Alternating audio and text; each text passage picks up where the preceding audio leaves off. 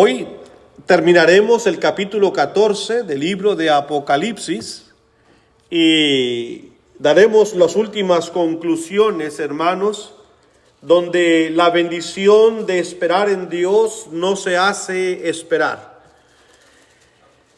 No olvidemos el proceso, hermanos, que se está llevando en este libro. Un proceso donde Dios quiso transmitir un mensaje de esperanza, un mensaje de aliento, de valor a los cristianos quienes están pasando por una persecución muy difícil. Roma y el imperio completamente se había vuelto un instrumento de Satanás para poder, hermanos, perjudicar lo más que se pudiera a sus hijos, a los hijos de Dios. Y el cristiano encontraba muchos obstáculos constantemente, hermanos, para poder sobrevivir en el mundo romano después del primer siglo. Juan escribe, hermanos, bajo inspiración, y Dios le dicta, hermanos, y le hace ver visiones que traigan sobre los cristianos un sentimiento de supervivencia y de ánimo. Se necesitaba. Dios ve a su pueblo abatido, lo ve confundido, lo ve, hermanos, como alguien que está perdiendo la esperanza. Y Dios le dice a Juan: Juan, escribe esto y escríbelo pronto. Y dile a mi pueblo que sí, es cierto, Satanás se mira ominoso, se mira horrible, se mira muy poderoso. Pero dile que el Cordero todavía está ahí en control. Dile que vamos a meter la hoz y vamos a comenzar a cegar. Vamos a comenzar a traer a Roma a juicio. La hoz significa la ciega, y la ciega que viene por parte de Cristo es cuando Él nos llama a un juicio. Y cuando el hombre es traído a juicio delante de Dios, hermanos, ahí viene la verdad del propósito del hombre. Pero todo esto hay que examinarlo antes de estar ahí. Así que esta bendición, hermanos, en Apocalipsis capítulo 14, en el versículo 12 y 13 dice: aquí está la paciencia de los santos. ¿Quiénes son los santos? Los que guardan los mandamientos de Dios y la fe de Jesús. Contrariamente a lo que mucha gente piensa, que el cristiano, todo mundo es cristiano, Dios selecciona quiénes son los santos. No es lo que la iglesia decimos o lo que la iglesia creemos. Los santos, según el versículo 13, son todos los que guardan los mandamientos de Dios y la fe de Jesús. Sí, no es para que la gente nos critique: ustedes quieren apartarse, ustedes son los que dicen que... No somos los que decimos. Dios selecciona quiénes son sus escogidos. Los que guardan sus mandamientos, los que obedecen, los que guardan la fe de Cristo. Entonces nosotros tenemos que hacernos esa pregunta: ¿soy yo uno de esos que está guardando los mandamientos de Dios? ¿Soy yo uno de esos que guarda la fe de Jesús? ¿Verdad? Porque esas son las preguntas interesantes. Si el Señor determina y selecciona quién son sus hijos, déjame hacerme la prueba yo. ¿Soy yo uno de tus hijos, Señor? Y eso solamente lo contesta usted. Solamente Dios lo sabe. Versículo 13, viene una voz muy hermosa. Dice Juan: oí una voz que desde el cielo me decía: escribe, bienaventurados de aquí en adelante los muertos que mueren en el Señor. Sí, dice el Espíritu, descansarán de sus trabajos, porque sus obras con ellos siguen. A ver, la palabra bienaventurado viene del griego makario, que significa feliz y dichoso. Y dice Juan que Dios le dijo: escribe esto, Juan, pronto. Felices de ahora en adelante los que mueren en el Señor. Ya sé dónde se encuentra la bienaventuranza. La bienaventuranza no es para todos. ¿Es para quiénes? Para los que mueren en el Señor.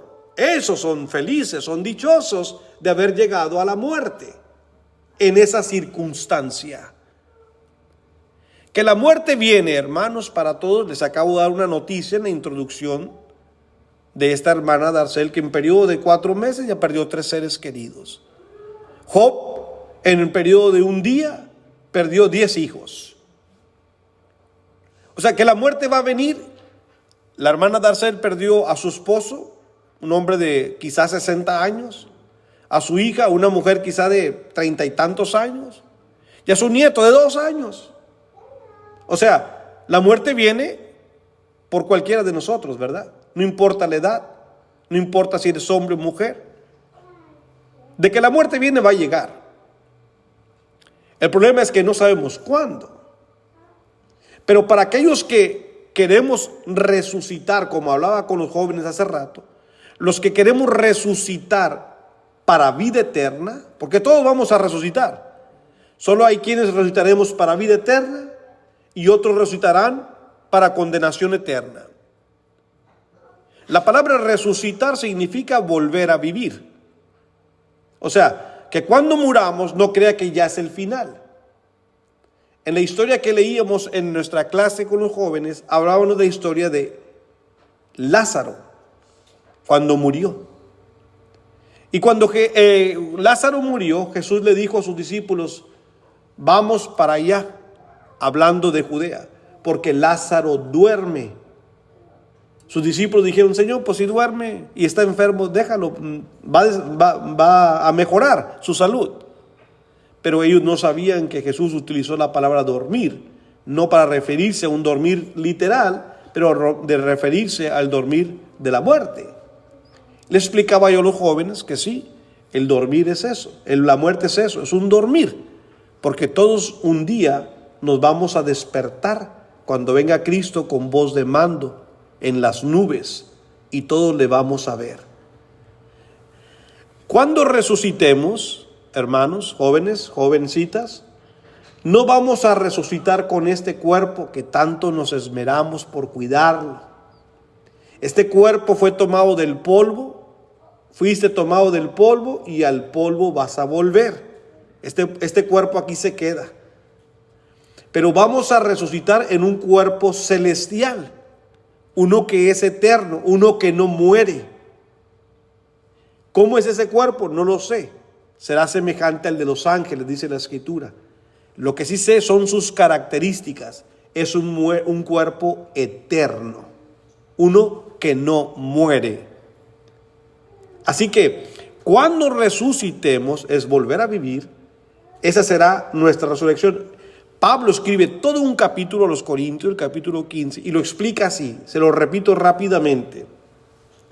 Vamos a suponer que esta es una semilla de naranja.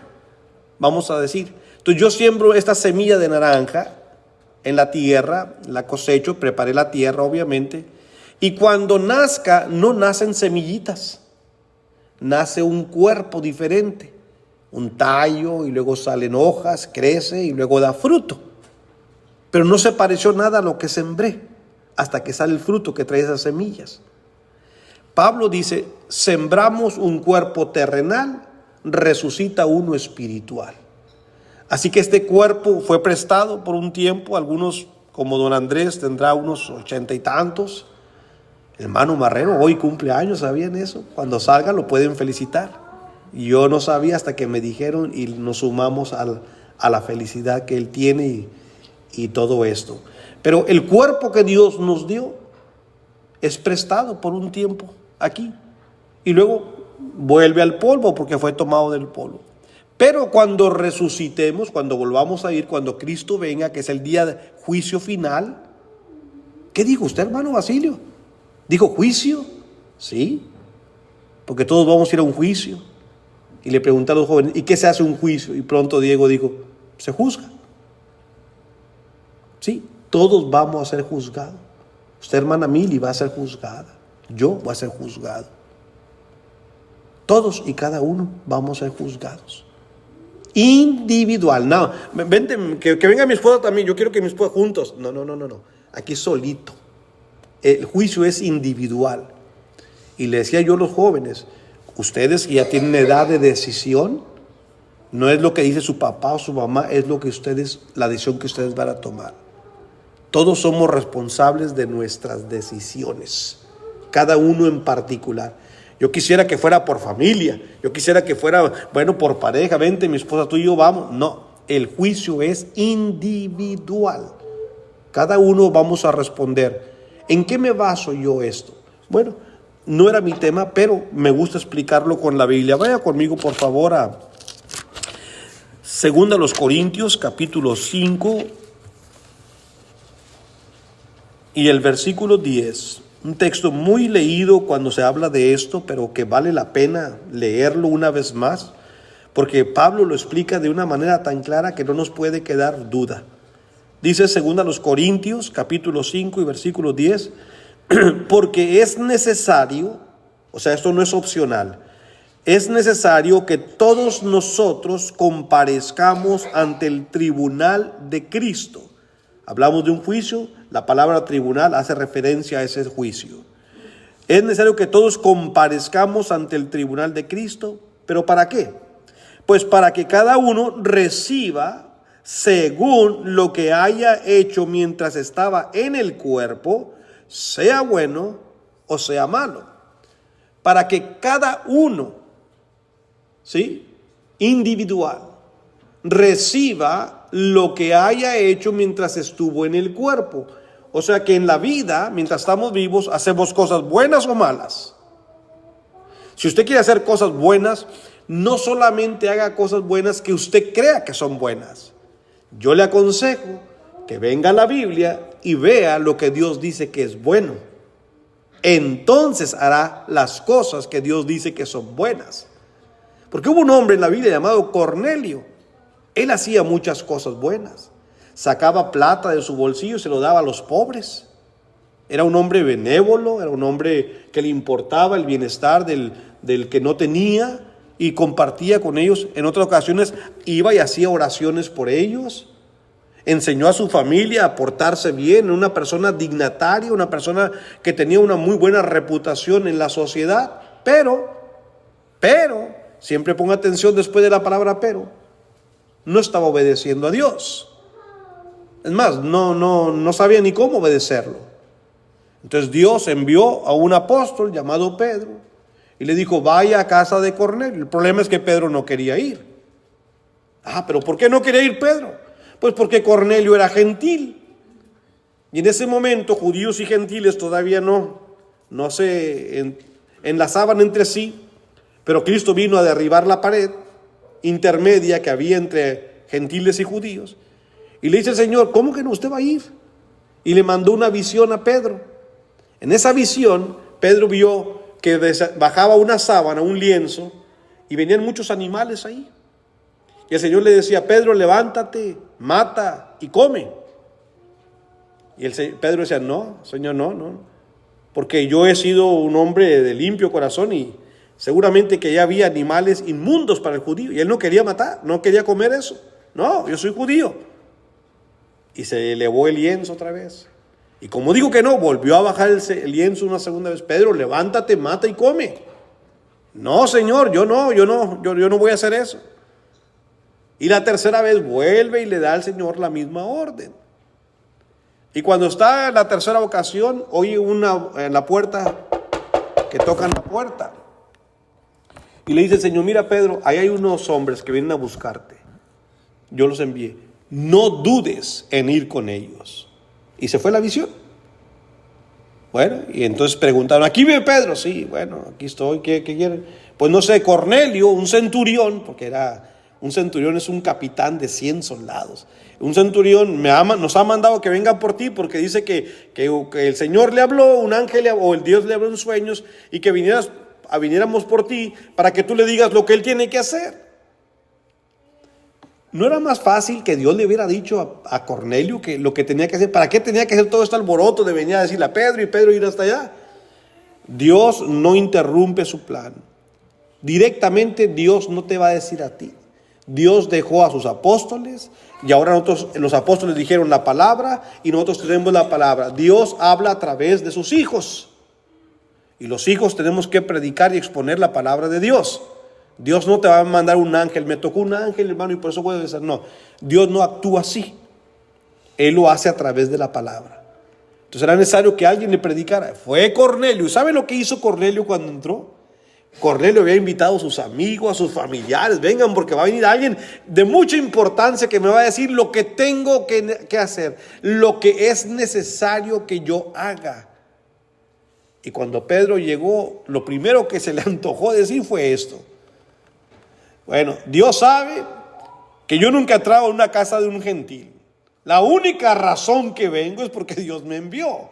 Digo, Pedro, ¿qué pasó? Pero bueno, era por años judíos no se llevaban con gentiles. Y Pedro dice la verdad, no hubiera venido a menos que Cristo no me hubiera mandado.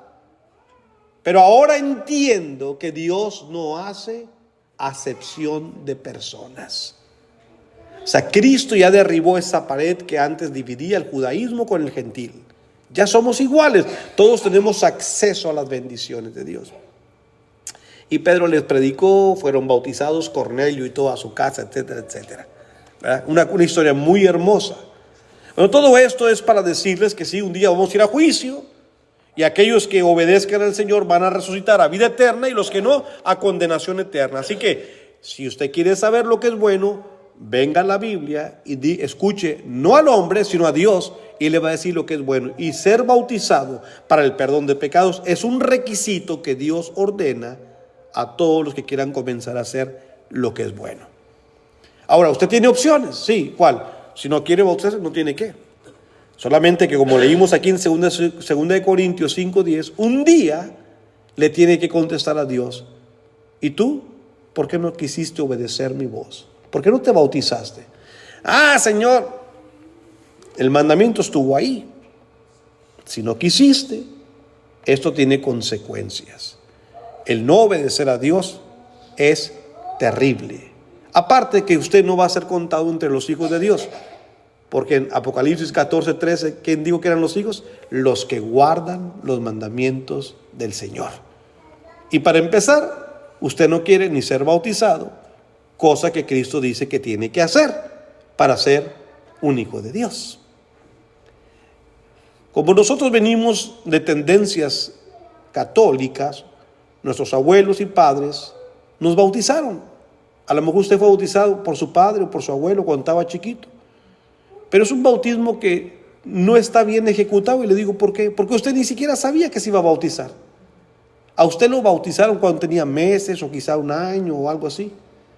Pero el bautismo, dijo el Señor, id por todo el mundo y predicar el evangelio. El que creyere y fuere bautizado. O sea, el bautismo que cuenta es cuando usted escucha y usted cree. Cuando usted era un bebé, usted no tenía no estaba mentalmente preparado para tomar una decisión. Nadie le podía predicar el evangelio a un bebé, porque el bebé no nos va a entender y mucho menos va a tomar una decisión. Pero sobre todo, ¿sabe por qué no le podemos predicar a los bebés o a los niños? Porque los niños no tienen pecado. Ellos son ángeles delante de Dios. Por eso sí, como la hermana que perdió a su nieto de 2 años el viernes. Bueno, sí, duele porque es un niño que muere, pero él va con Dios. Él no tiene ningún problema de pecado. Las puertas del cielo y la gloria van a estar abiertas para ese niño. Él será uno más para Dios. El problema somos nosotros, los que ya sabemos hacer lo bueno y no lo hacemos. Somos los que tenemos problema por causa del pecado. Porque Pablo dice en Romanos 6:23, la paga del pecado es la muerte. La separación. Usted y yo quedamos separados de Dios cuando pecamos. Entonces, hermanos, si la cosa está tan trágica, ¿cómo le hago para quitar? No hay un sacamanchas. El pecado mancha tu alma. El único sacamanchas, ¿sabes cuál es? La sangre de Cristo. Esa nos limpia de todo pecado. Pero para que te limpie la sangre de Cristo, tienes que confesar su nombre, tienes que creer en Él y tienes que ser lavado en la sangre del Cordero. Es decir, tienes que ser bautizado en Cristo. No que te hayan bautizado cuando bebé. Que tú tomes decisión, hermano, yo quiero bautizarme para el perdón de mis pecados. Así de sencillo. Por eso ahora dice el capítulo, si regresamos a Apocalipsis 14, escribe Juan: bienaventurados de ahora en adelante los que mueren en el Señor. Si usted y yo llegásemos a morir estando en una relación plena con Dios, bienaventurados somos, felices vamos a morir. Es diferente a una persona que muere sin el Señor, o una persona que estuvo en Cristo y se haya retirado. Tristemente tenemos hermanos y hermanas que han dejado los caminos de Dios. ¿Cuál es la esperanza para ellos cuando mueran? No hay. Va a ser un llorar, va a ser una tristeza tremenda, porque ellos optaron por salirse del camino de Dios. Por eso, hermanos, tenemos que ser muy sabios, muy inteligentes en la manera que estamos andando en este mundo. Regresemos a Apocalipsis 14. Si usted y yo creemos esta verdad de que ahora seremos dichosos, esta será la diferencia de esperar y creer en su palabra, y así podremos soportar las pruebas.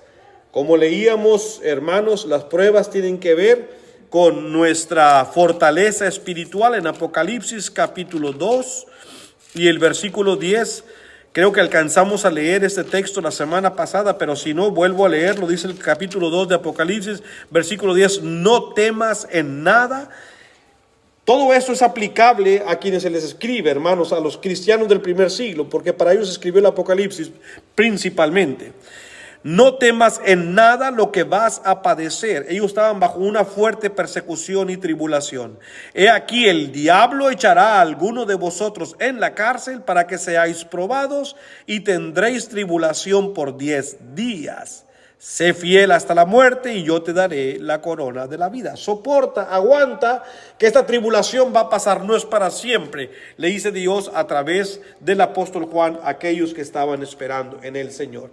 Y rápidamente les comparto lo que no pude hacer la semana pasada: las 7 bienaventuranzas que encontramos en el libro de Apocalipsis. Una de ellas la acabamos de leer, pero déjenme tomar orden en la manera que aparecen. La primera de ellas está en Apocalipsis capítulo 1 y el versículo 3. Apocalipsis capítulo 1 y el versículo 3. Dice la escritura así: bienaventurado, no se le olvide el significado de la palabra. Bienaventurado es feliz o dichoso. Bienaventurado el que lee y los que oyen las palabras de esta profecía. O sea, lo que Dios le estaba diciendo o les iba a decir a los cristianos del primer siglo. Pero aparte, no solamente los que oyen, y guardan las cosas en ella escritas, porque el tiempo está cerca. O sea, quiero que siga conectando su pensamiento a quienes les fue escrito, a los cristianos del primer siglo, a los cuales el Imperio Romano trajo una gran persecución. Pero eres feliz y dichoso si tú oyes y guardas mis palabras. De alguna manera, la misma bienaventuranza es para nosotros. Dice la Escritura que no hay que ser oidores únicamente, sino hacedores de la palabra. De nada me sirve oír si no lo voy a guardar.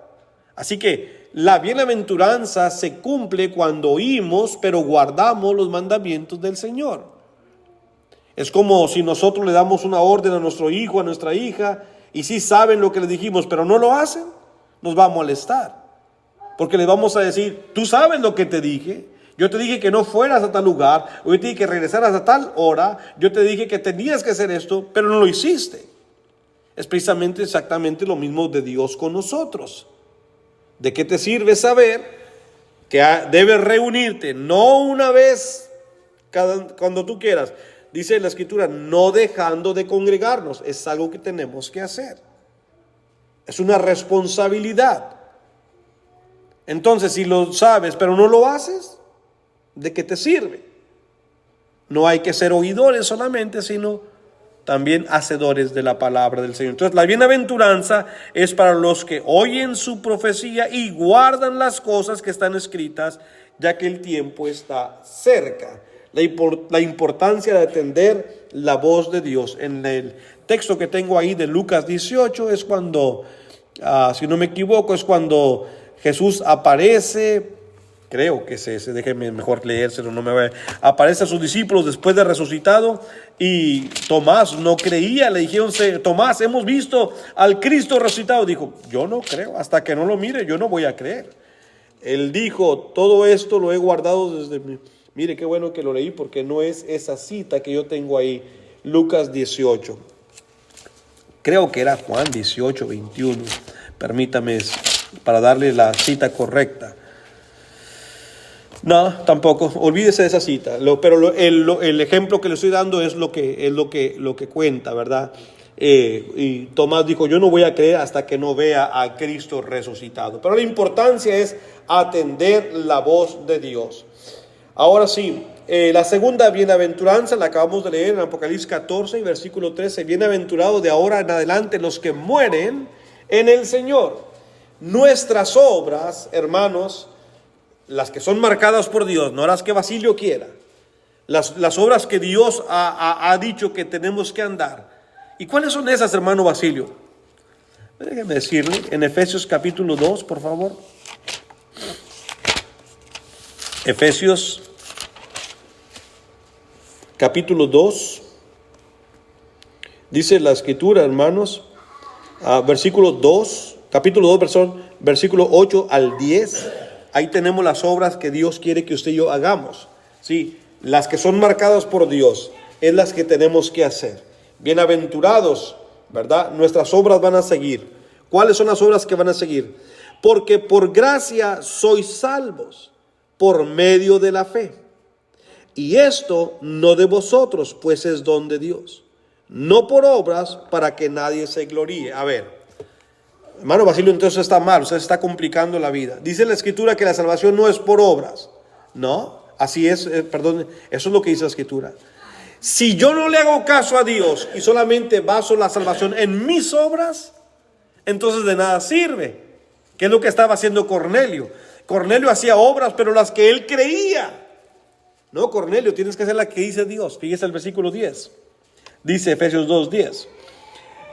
Porque somos hechura suya, creados en Cristo Jesús, ¿para qué? Para buenas obras, las cuales Dios preparó de antemano para que anduviésemos en ellas. O sea, sí hay obras que tenemos que hacer, pero son las obras que Dios preparó de antemano para que anduviésemos en ellas. Esas son las obras que usted y yo tenemos que hacer, ¿sí? Muchos dicen, bueno, hermanos, por ejemplo, el mundo musulmán, cuando leen ellos, ¿verdad?, el Corán y la religión del Islam, ellos enseñan, tú solamente haz el bien a las personas. Pórtate bien, saluda a la gente, no te metas en problemas. Si tienes plata, haz una ermita, haz algo para el prójimo, ¿verdad? No sé si han visto en los desfiles que andan muchos masones, esos con los gorritos así, y traen un triángulo y otro invertido. Son afiliaciones masónicas que creen en hacer el bien, en ayudar, hacen hospitales. Digo, son buenas obras desde el punto de vista humano. Son generosos. Y se los agradezco porque han ayudado, como Saint Jude, son mucha gente con esa creencia. Y donan grandes cantidades de dinero. Pero si solamente haces eso y no te bautizas, esas no son las obras que Dios pide. Con eso no ganas la salvación.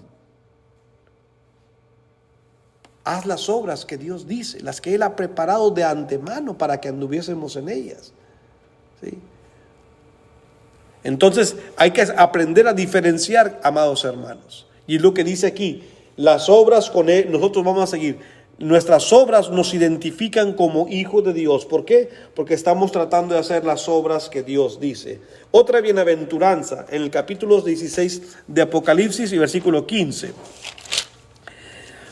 Apocalipsis 16:15 dice la palabra del Señor: he aquí yo vengo como ladrón. Esto lo dice Cristo. Bienaventurado, ahí está la palabra bienaventurado, el que vela y guarda sus ropas para que no ande desnudo y vean su vergüenza. ¿En dónde reside la bienaventuranza, la felicidad?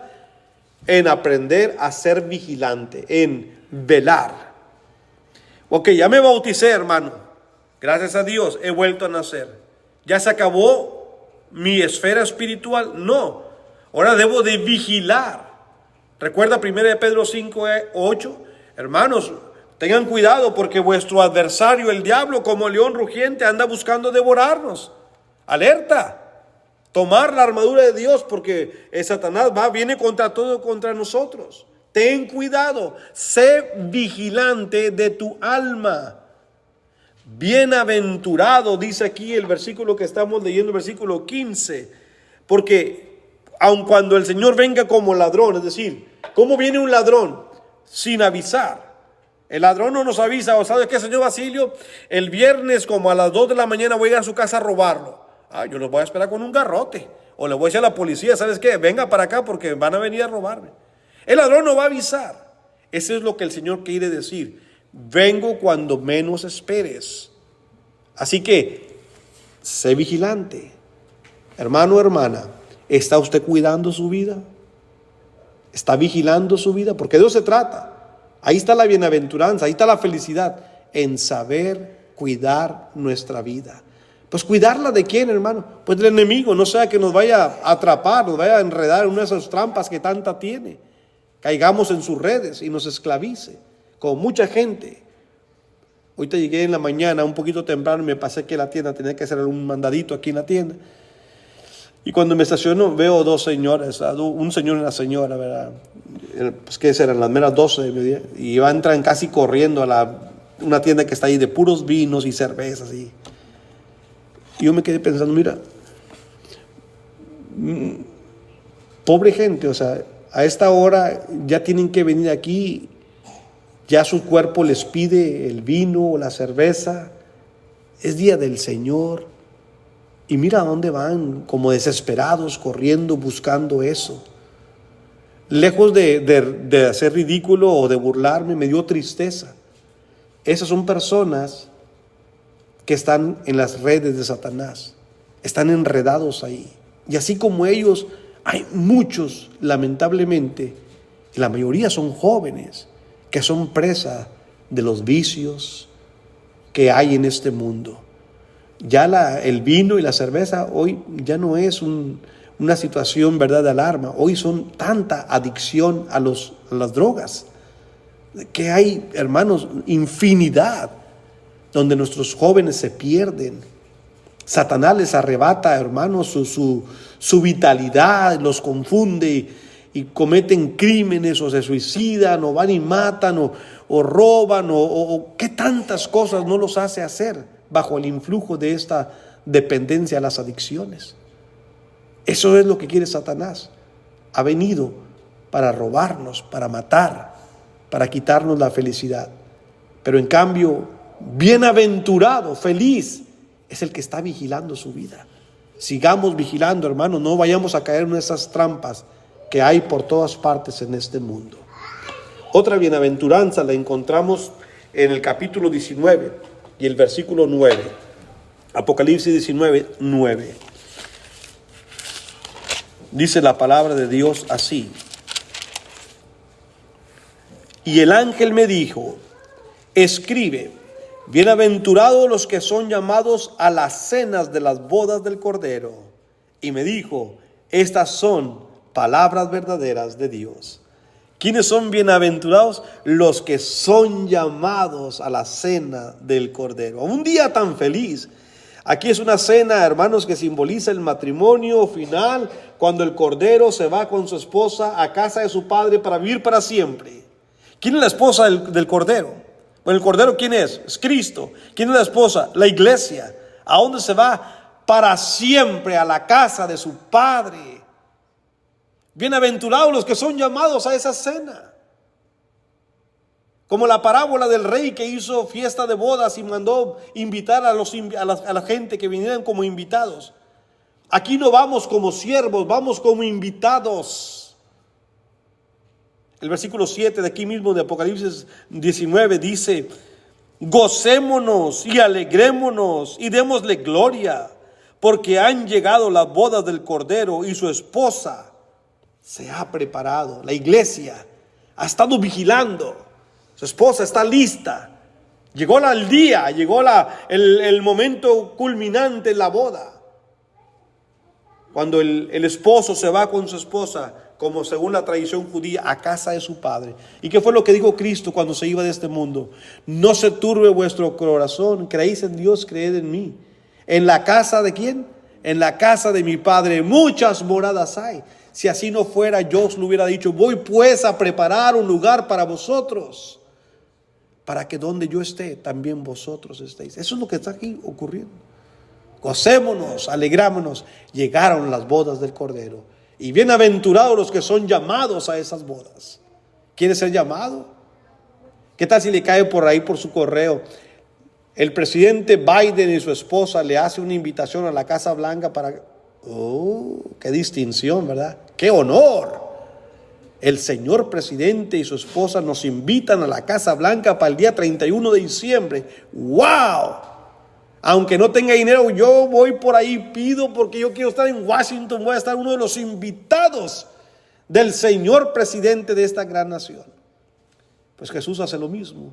Y cuando usted compara al presidente, no importa de qué nación, con Jesús, no hay comparación.